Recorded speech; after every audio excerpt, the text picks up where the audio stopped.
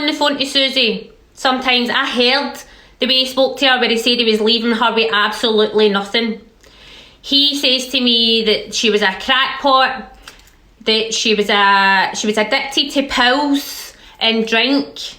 That is incorrect. He made it to me that she didn't go to work and stuff like that. I've not really spoke to Susie during the day today because guess where she was? At her work. The woman is not an alcoholic. He even says to me that her 85-year-old, sorry if I've got it wrong, Susie, mother-in-law is an alcoholic. She is not. Some people involved in this may be certain things. I cannot answer that. I can only answer for me and Susie and my children. He says to me that there are people sitting outside my house. Now, if anybody actually truly does know me, which really very, very few of yous actually do, now my address and my phone number has been getting flung about here. I am under the highest protection for Police Scotland under a wee thing called MARAC. My address and my phone number is non-disclosure for a reason. So everybody that was passing my phone number about and laughing and joking, I want her number. You know who I'm talking about.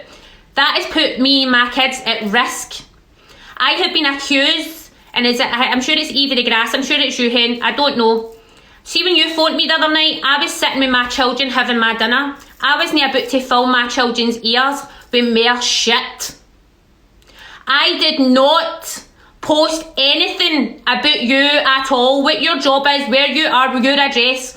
As I've just said, I have lived a life for the last 8 years, constantly looking at my back because me and my kids are at risk, and my address is non-disclosure and my phone number. I would never in a million years put somebody else at risk like that and possibly put their safety at risk and their sanity, because I'm telling you, Hen, it's not a nice way to live. And my kids have lived like that. You have got really no idea about the person that's sitting right in front of you on this phone screen at all. So I am not behind any of the troll accounts, and neither is my children. Do you know why? And that, I'm trying so hard not to swear, that narcissistic, misogynistic, manipulative person can prove this, could have opened his mouth, because do you know why he knows we're not behind the accounts? We sat beside him as a family, day in and day out, so he knows he could have spoke up for me and my children and put all this to bed, and he didn't. And honestly, for the last 2 weeks, it's been so hard to hold my anger in. I am a very nice person until you muck with my children, and I have took an absolute bashing. He's shouting about mental health.